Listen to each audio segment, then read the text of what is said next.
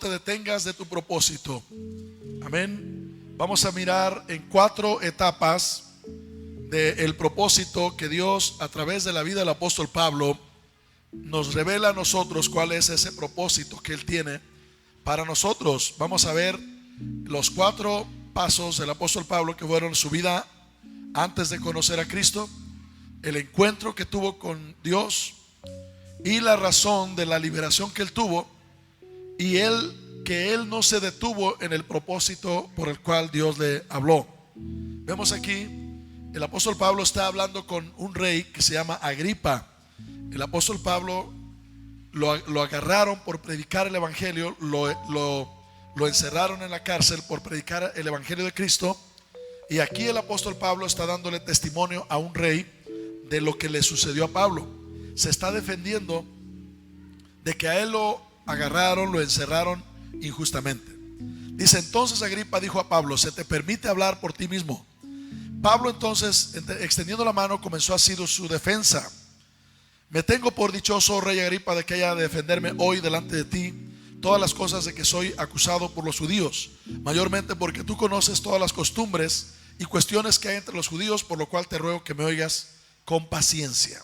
Pablo está hablando con el rey Agripa, se está defendiendo porque los judíos lo agarraron, lo metieron a la cárcel por predicar a Cristo, o mejor dicho, los romanos lo agarraron, lo encerraron porque los judíos lo acusaban de estar anunciando un mensaje o haciendo cosas que no estaba haciendo Pablo, y lo querían matar a Pablo. Entonces Pablo se está defendiendo delante del rey, está haciendo su propia defensa, y empieza el apóstol Pablo a contarle al rey Agripa y a todos los hombres que estaban ahí reunidos. Estaba el rey, su esposa, estaban muchos hombres de alta sociedad ahí enfrente de Pablo. Estaban grandes hombres y mujeres escuchando lo que Pablo quería decir. Y Pablo le empieza a contar en el verso 4 qué era su vida antes de conocer a Cristo. Dice: mi vida pues, desde mi juventud, la cual desde el principio pasé en mi nación, en Jerusalén la conocen todos los judíos, los cuales también saben que yo desde el principio, si quieren testificarlo, conforme a la más rigurosa secta de nuestra religión, viví fariseo. El apóstol Pablo, antes de ser el apóstol Pablo, él era un fariseo. Él tenía el judaísmo, era su doctrina, su religión. Él era muy religioso, dice, era muy riguroso en el verso 5. Él era riguroso de su religión, él era fariseo. Y él tenía una esperanza, dice el verso 6: y ahora, por la esperanza de la promesa que hizo Dios a nuestros padres, soy llamado a juicio. Pablo tenía la esperanza que Dios llamó al pueblo judío. Dios llamó a un pueblo, el pueblo judío es su pueblo, es el pueblo de Dios. Y el pueblo judío tiene la esperanza, Dios les dio una esperanza, que ese pueblo, y usted yo creo que al ver la historia se da cuenta que Dios está cumpliendo lo que le había dicho al pueblo judío. Porque el pueblo judío lo han querido destruir muchas reyes, muchas naciones, hombres perversos lo han querido destruir al pueblo judío. Pero usted puede mirar que han desaparecido. Si usted conoce de la historia, usted puede mirar que a través de la historia hay muchos pueblos que han existido y han desaparecido, ya no existen. El pueblo de Israel es uno de los pueblos, hermano, que existe y va a seguir existiendo porque es el pueblo de Dios. Y usted sabe, hermano, que Dios lo ha guardado, lo guardó, lo quiso matar Babilonia, lo quiso matar Egipto, lo quiso destruir aún en el tiempo de nuestro tiempo ahora, este hombre Hitler. Y ha habido muchos reyes, reinos, países que han querido destruir al pueblo de Israel, han querido destruir la Biblia, quemar todos los libros de la Biblia. Pero hermano, hoy más que nunca tenemos más Biblias como nunca. Aleluya. Se han traducido, el libro más traducido es la Biblia. El libro más vendido es la Biblia. El libro en más traducciones en idiomas en el mundo es la Biblia.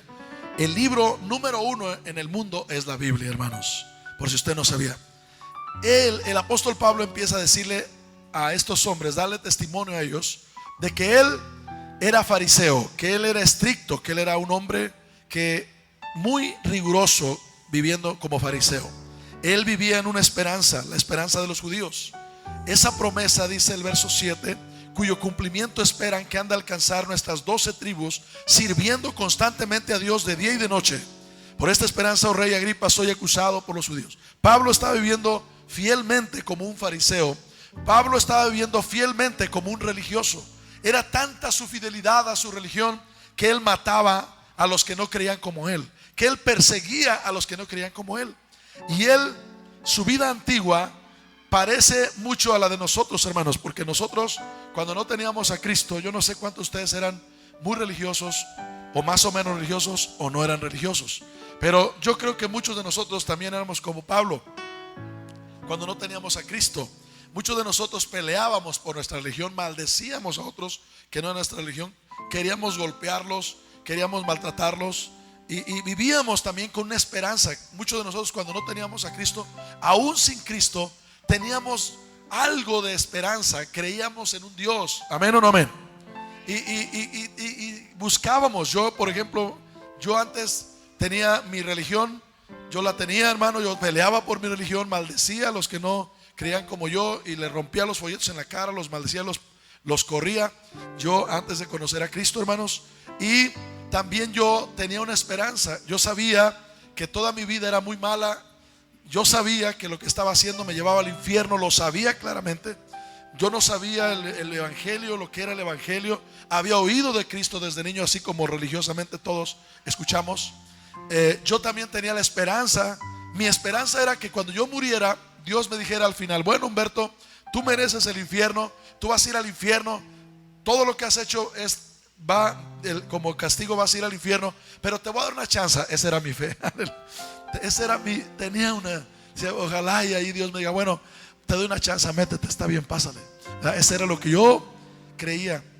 Yo también agarraba algunas piedras raras que me encontraba y decía: bueno, estas que me dan suerte, y las guardaba en la casa, las traía en la bolsa. Y bueno, yo creo que todos nosotros teníamos, como Pablo, algunas creencias religiosas. Quizás éramos muy estrictos o muy rigurosos, quizás no teníamos nada, pero sí teníamos alguna esperanza, ¿verdad?, de que un día pudiéramos llegar delante de Dios. Este hombre tenía esa esperanza y él vivía constantemente buscando servir a Dios, buscando agradar a Dios. Pero su búsqueda de agradar a Dios era incorrecta. Su forma de servir a Dios era incorrecta.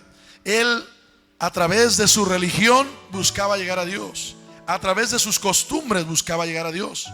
Pero él mataba a los cristianos. Él perseguía a los cristianos. Primero vemos la vida de Pablo como él era antes. Él era un religioso, un hombre religioso. Mire usted ahí, ponga la mano ahí en Hechos y vea Filipenses 3. Y ahí nos dice más profundamente el apóstol Pablo de su religión. Filipenses capítulo 3. Él nos explica aquí en el capítulo 3, en el verso 3.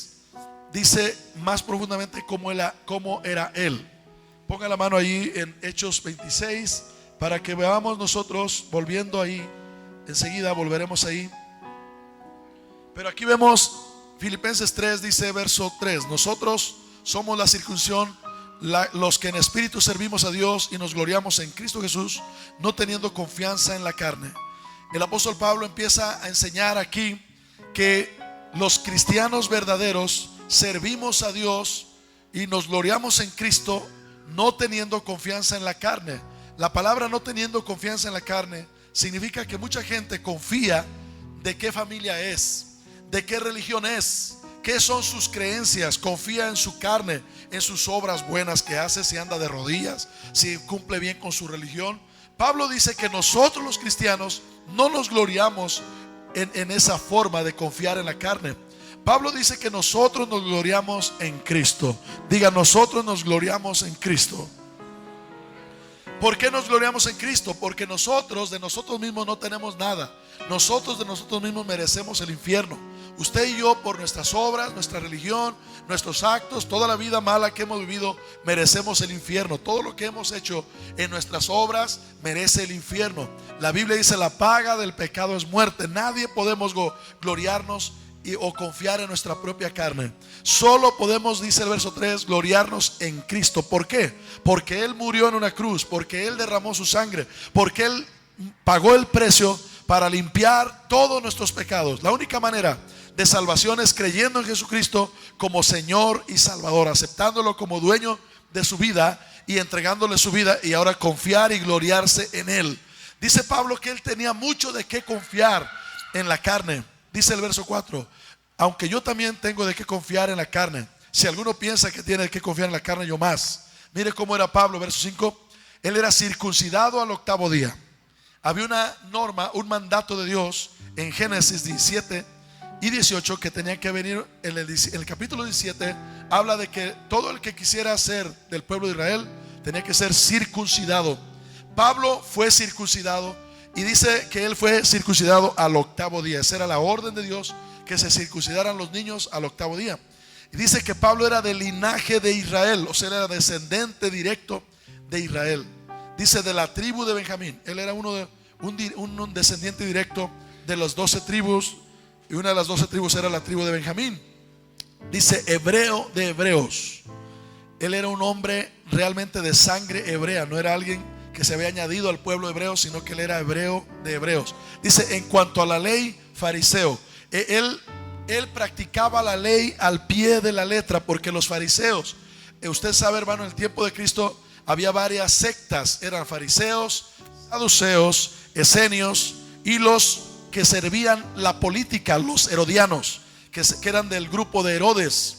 Pero este hombre era de los más estrictos religiosos fariseos. Dice el verso 6: en cuanto a celo, perseguidor de la iglesia. Era tanto su celo de Pablo que perseguía a la iglesia. Dice en cuanto a la justicia que es en la ley, irreprensible. Él se sentía irreprensible, que guardaba toda la ley estrictamente. Pero él dice en el verso 7: pero cuantas cosas eran para mi ganancia, las he estimado como pérdida por amor de Cristo. Cuando él conoció a Cristo, todo lo que él tenía lo estimó como pérdida. Está perdido. Dice el verso 8: ciertamente aún estimo todas las cosas como pérdida por la excelencia del conocimiento de Cristo Jesús mi Señor, por amor del cual lo he perdido todo y lo tengo por basura para ganar a Cristo. Todo aquel que se entrega a Cristo tiene que tener toda su sabiduría, su intelectualismo, todo su conocimiento natural, todo su conocimiento mundano, toda su raza, si podríamos decir, su abolengo, su vida natural, tiene que tenerla por basura. Todo el que se entrega a Cristo tiene que tener todo lo que él era por basura para ganar a Cristo. Amén. Dice verso 9: y ser hallado en él, no teniendo mi propia justicia. Porque hay mucha gente que tiene su justicia. Ellos dicen: no, hombre, yo soy bien buena gente, yo tengo mi religión, soy de tal abolengo, alcurnia, soy de tal familia, y creen ellos que por esas cosas ellos van a llegar a Dios. Dice: pero Pablo dijo: yo quiero ser hallado en Cristo, verso 9, no teniendo mi propia justicia que es por la ley, sino la que es por la fe de Cristo, la justicia que es de Dios por la fe.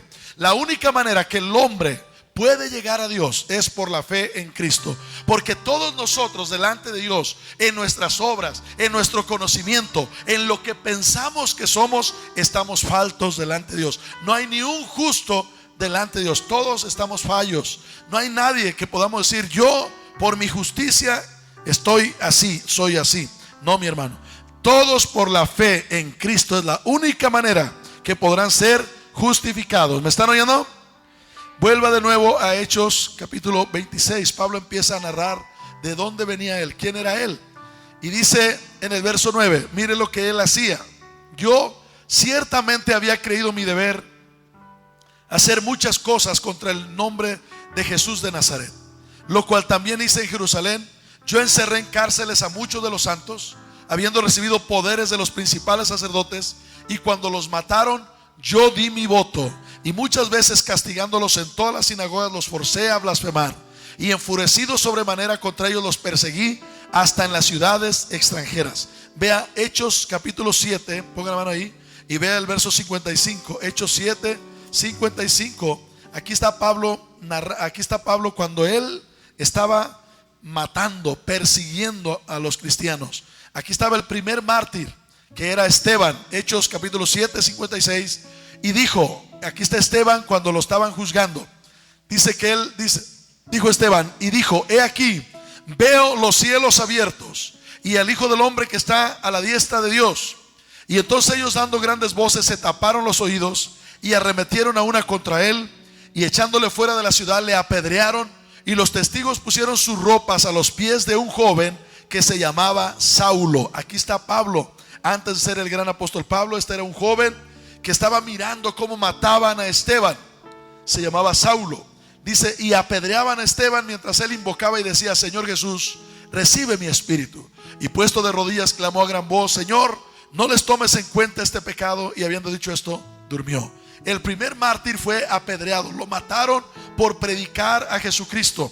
Saulo, que en ese tiempo el apóstol Pablo era Saulo, él estaba consintiendo, dice el verso 58, capítulo 8, verso 1, dice Hechos 8:1, y Saulo consentía en su muerte. En aquel día hubo una gran persecución contra la iglesia que estaba en Jerusalén, y todos fueron esparcidos por las tierras de Judea y de Samaria, salvo los apóstoles.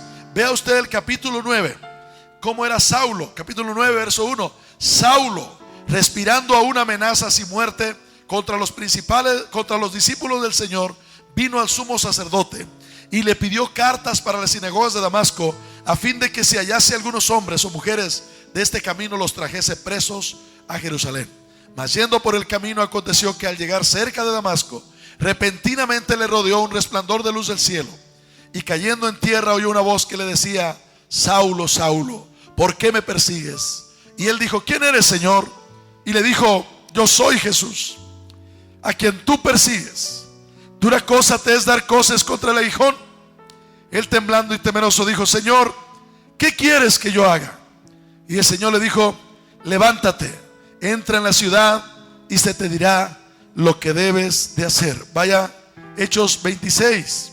La vida de Pablo, este hombre que era un asesino, un perseguidor, un religioso, un hombre que creía que estaba bien en su vida, pero este hombre, dice Hechos 26:9, yo ciertamente había creído mi deber hacer muchas cosas contra el nombre de Jesús de Nazaret. Él hacía todo eso porque él creía que era su deber. Mataba, perseguía, metía a la cárcel. Dice verso 10, lo cual también hice en Jerusalén. Yo encerré en cárceles a muchos de los santos, habiendo recibido poderes de los principales sacerdotes, y cuando los mataron yo di mi voto. Y muchas veces, castigándolos en todas las ciudades, sinagogas, los forcé a blasfemar, y enfurecido sobremanera contra ellos los perseguí hasta en las ciudades extranjeras. Note usted el celo religioso de este hombre. Enfurecido, este hombre los castigaba, dice verso 11, los forzaba a blasfemar, y iba enfurecido por el camino a Damasco. Dice el verso 12, fue y agarró cartas y poderes de los principales para traer presos a los que estuvieran en Damasco, que creían en Cristo, que no creían como él. Y dice que iba, el verso 13, a mediodía, oh rey, yendo por el camino, vi una luz del cielo que sobrepasaba el resplandor del sol, la cual me rodeó a mí y a los que iban conmigo. Gloria al Señor. Él miró la gloria de nuestro Señor Jesucristo. La gloria del Señor es más fuerte que la luz del sol. Gloria a Dios.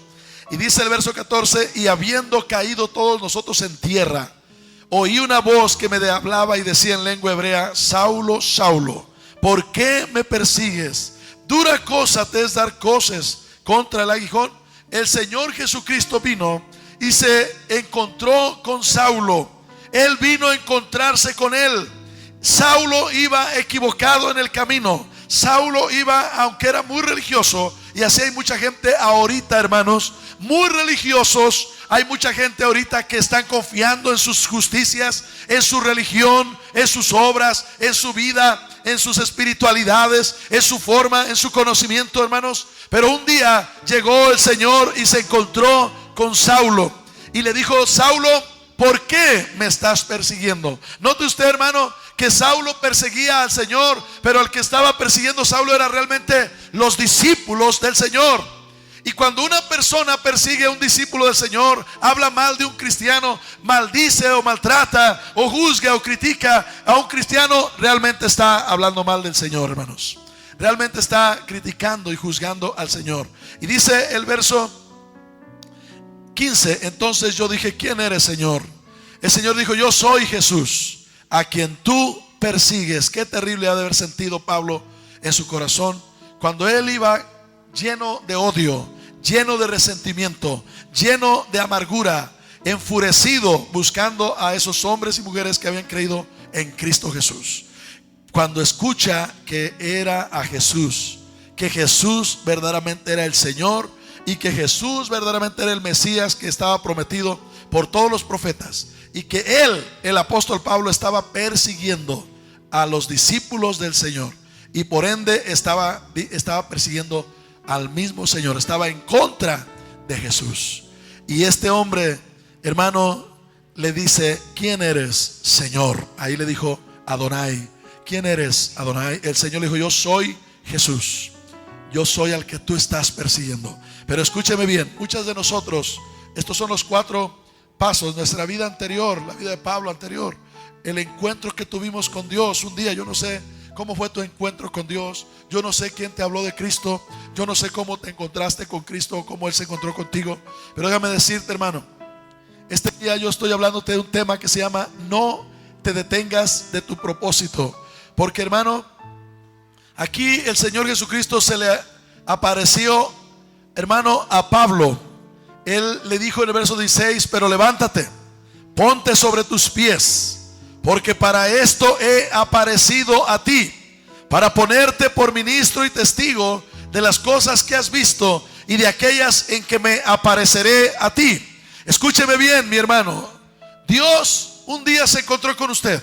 Usted y yo, al igual que Pablo, anduvimos perdidos en nuestra vida religiosa, nuestra vida engañada, nuestra vida perdida. Pero un día el Señor vino y se encontró con nosotros. Un día el Señor vino y tuvo un encuentro, usted y yo, personal con Él. Y ahora el Señor empieza a revelar la razón, hermano, de la liberación, la razón de tu llamado, la razón por qué tú estás aquí, la razón por qué Él se encontró contigo. Porque, hermano, muchos de nosotros no nos hemos dado cuenta, o estamos detenidos, o estamos atascados, o estamos enfrascados en cosas que no debemos de estar, hermanos, porque muchos de nosotros nos hemos desviado del camino. El Señor Jesucristo dice: yo me aparecí a ti para ponerte por ministro y testigo de las cosas que has visto y de aquellas en que me apareceré a ti. Escúcheme bien, Dios tuvo un encuentro con usted. Usted se encontró con Dios para un propósito. Diga conmigo: hay un propósito para mi vida. No se detenga de su propósito, hermano.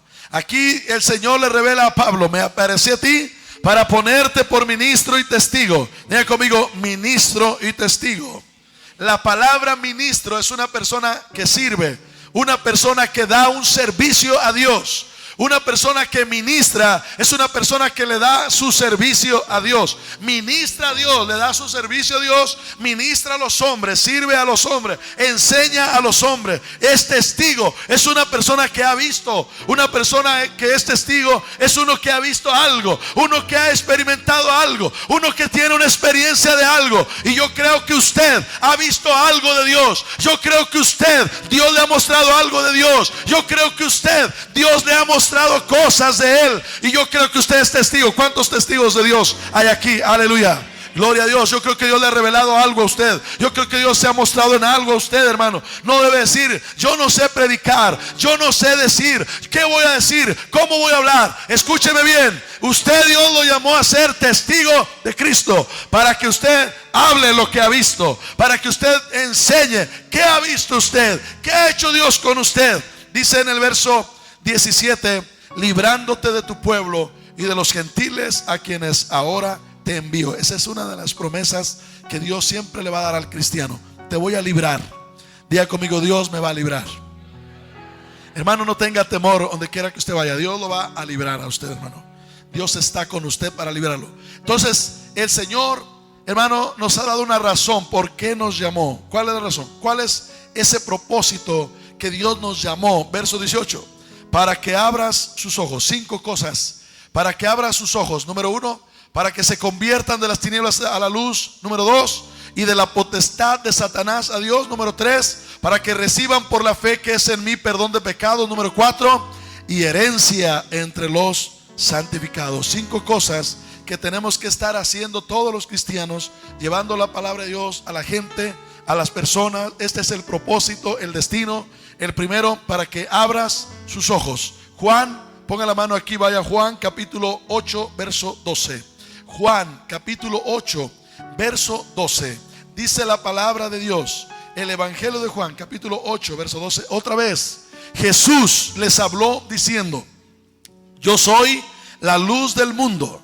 El que me sigue no andará en tinieblas, sino que tendrá la luz de la vida. Jesús dijo: yo soy la luz del mundo. El que me sigue no andará en tinieblas, sino que tendrá la luz de la vida. Jesús dice que Él lo ha puesto a usted y a mí para que abra los ojos de la gente, para que le abras sus ojos, para que abras sus ojos. Hermano, la única manera, escúcheme bien, yo les he enseñado aquí que nosotros los cristianos, el domingo le dije a las mamás, hermanos, que las mamás tienen que abrir su corazón a la realidad de lo que Dios quiere hacer con ustedes, mamás. Hay un poder bien grande desatado en ustedes, mamás. Tienen un potencial como mamás. Ustedes tienen, hermanas, una influencia bien poderosa hacia la familia.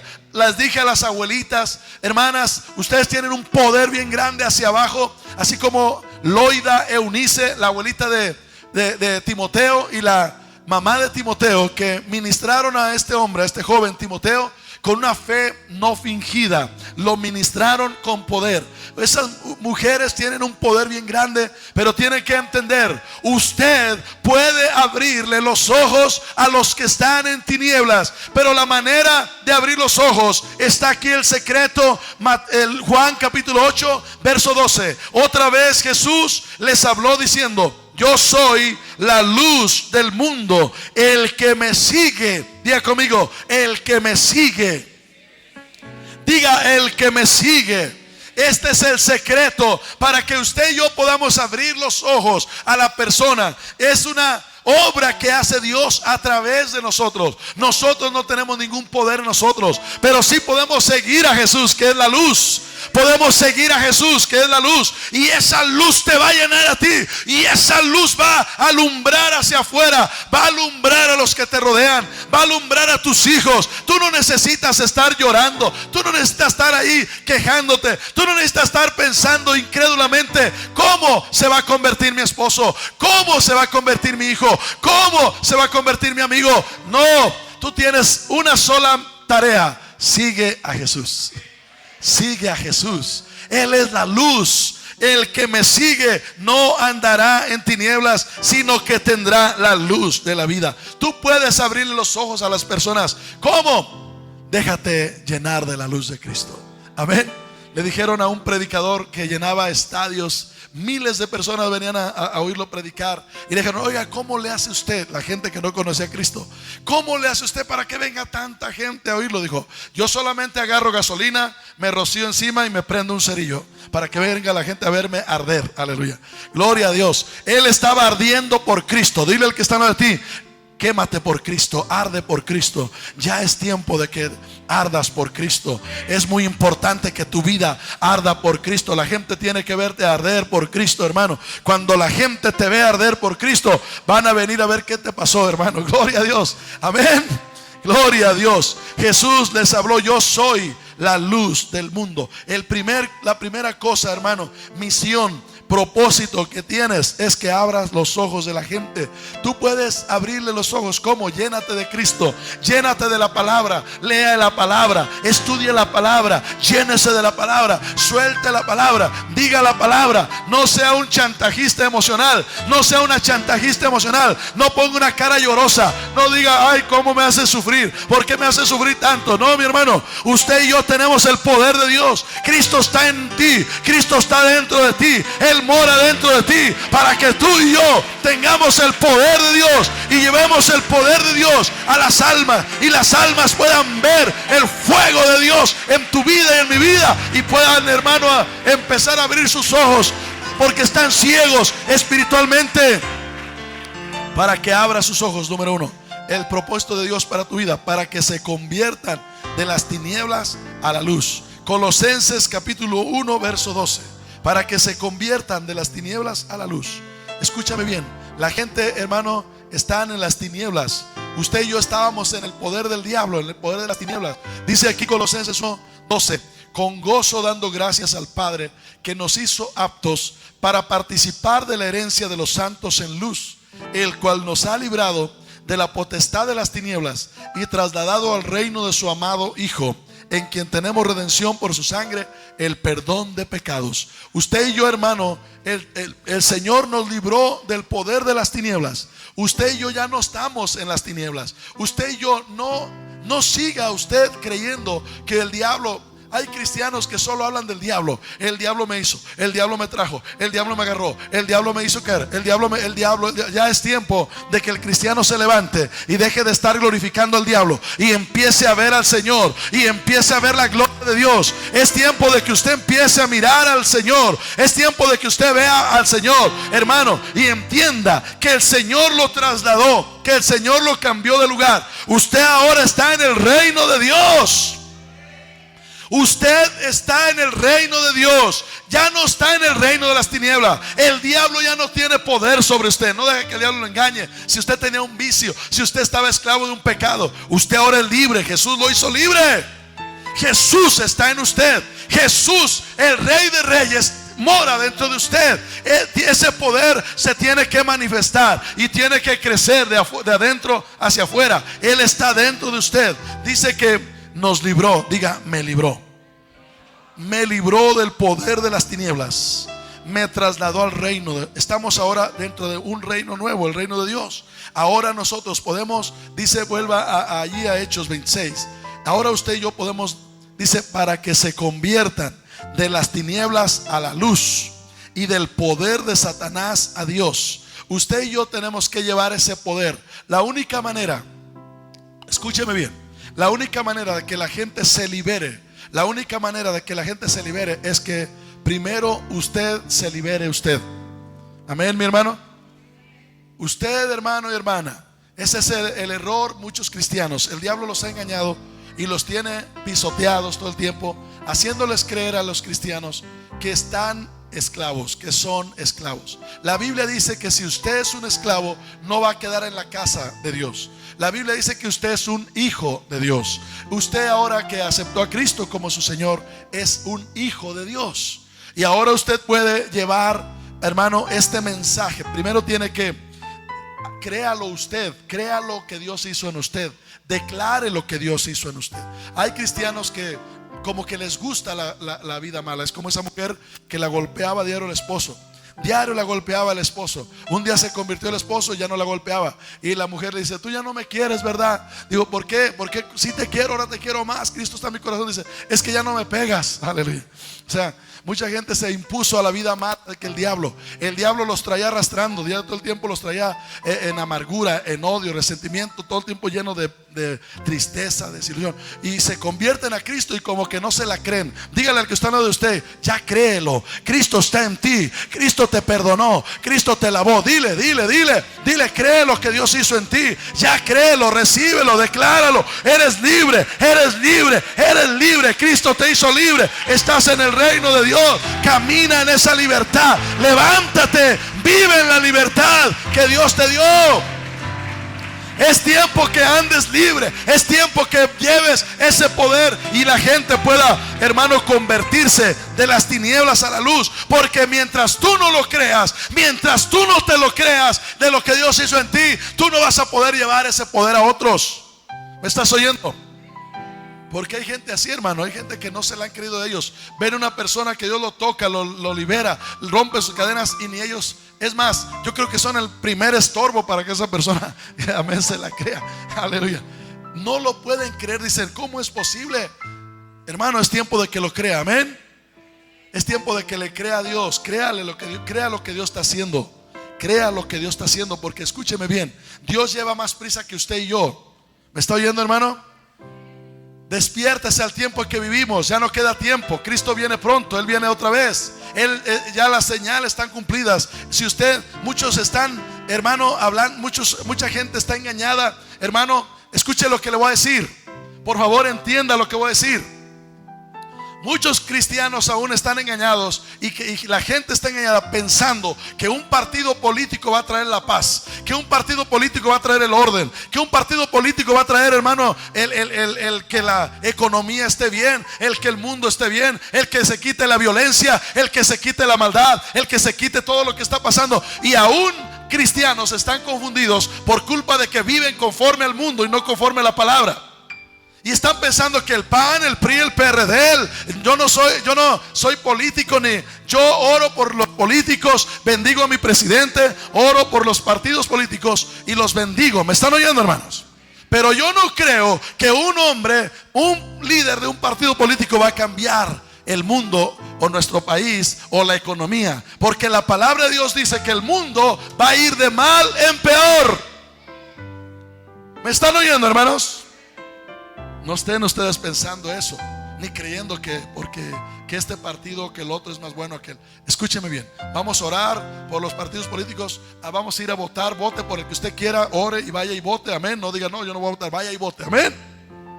Pero no esté pensando usted, ni creyendo, ¿me están oyendo?, que un partido político va a traer la paz, va a traer el orden. Escúcheme bien, el único que puede traer el orden a la tierra se llama Jesucristo.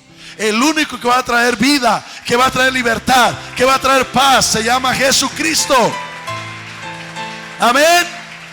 Y nunca esté esperando que va a ir mejor. Cada día va a estar peor. Esto es lo profético de la palabra de Dios. Pero lo profético dice que si usted busca a Dios, que si usted se rinde a Dios, usted estará en luz mientras el mundo estará en tinieblas. ¿Me está oyendo? Eso es lo que pasó cuando Dios estaba el pueblo de Israel junto a Egipto. Dios mandó plagas sobre la tierra. 10 plagas estaban sobre Egipto. Nada más había una cerca que dividía Egipto de Gosén, donde estaba el pueblo de Israel. El pueblo de Israel estaba en victoria, en bendición, mientras Egipto estaba bajo los juicios de Dios. Esto habla, hermano, que los cristianos verdaderos, los cristianos que están entregados al Señor, tendremos aflicción en el mundo, pero tendremos la paz de Dios en nuestro corazón. Tendremos victoria mientras el mundo cada día va a estar peor. ¿Me están oyendo? Pero tiene usted una visión. No se detenga de su propósito. No se desvíe del propósito. No esté usted engañándose. ¿Me están oyendo, hermanos? Cuando le digan, es que esta mujer es mejor que la otra, es que este hombre es mejor que aquel, es que este partido, dígale, mira, yo voy a orar al Señor y voy a votar. Vaya y voten, amén, hermano. Ore a Dios, vaya y vote por el que usted quiera, pero no esté creyendo. No sé si me estoy explicando. ¿Sí me estoy explicando? El único que va a traer la paz a esta tierra se llama el Príncipe de Paz. Y Él viene otra vez con poder y gloria. Y Él establecerá el reino del Padre. Y esta tierra será juzgada con vara de hierro. Y ese es el reino que estamos esperando los cristianos. Amén. Y decimos, que venga tu reino, que se haga tu voluntad, como se hace en el cielo, se haga en la tierra. Amén, mi hermano. No se desvíe del propósito de Dios para usted, ni se detenga, ni se confunda. Usted y yo tenemos una misión: que abra los ojos de la gente, que se conviertan de las tinieblas donde están a la luz, que salgan del poder de Satanás al poder de Dios. Amén. Que reciban por la fe que es en mí, por la fe en Cristo, van a recibir perdón de pecados. Hechos 10:42. La fe en Cristo, Hechos 10:42. Dice, y nos mandó. Este es Pedro el apóstol predicando un mensaje a un grupo de gente que se habían reunido a oír el evangelio. Y nos mandó que predicásemos al pueblo y testificásemos que Él es el que Dios ha puesto por juez de vivos y muertos. De este dan testimonio todos los profetas, que todos los que en Él creyeren recibirán perdón de pecados por su nombre. Todos los que crean en el Señor Jesucristo recibirán el perdón de sus pecados. No importa cuánta maldad hayan hecho, no importa cuántos pecados hayan hecho, no importa cuánta iniquidad que haya matado, robado, adulterado, fornicado, no importa todo lo que haya hecho. Si oye el evangelio, si cree en Jesucristo, Jesucristo fue el que murió en la cruz, Jesucristo fue el que derramó su sangre. La sangre de Cristo nos limpia de todo pecado. Todo aquel, de este dan testimonio todos los profetas, que todos los que en él creyeren recibirán el perdón de sus pecados. Este es el mensaje que tú y yo tenemos que predicar, iglesia. Este es el propósito por el cual Dios te levantó. No estés perdiendo tu tiempo ahí, engañándote, encerrado en tu casa, hermano, diciendo: no sé predicar, yo no sé para qué estoy aquí, para qué voy a la iglesia, no entiendo por qué vamos tanto a la iglesia. Hermano, hay un propósito. El propósito que Dios nos llamó es que Cristo viene y nos está levantando para que vayamos como un ejército por todas partes. Ahí donde usted está, ahí en su trabajo, en su negocio, en su vecindario, ahí donde usted se mueve, que Dios lo puso para un propósito. Lo levantó, lo libertó para que usted abra los ojos de la gente, para que la gente se convierta a Cristo, para que la gente sea perdonada, para que salga del poder del diablo, porque el poder de Dios está en usted, está en mí, para que vayamos en ese poder y llevemos ese poder. Hermano, créalo en su corazón.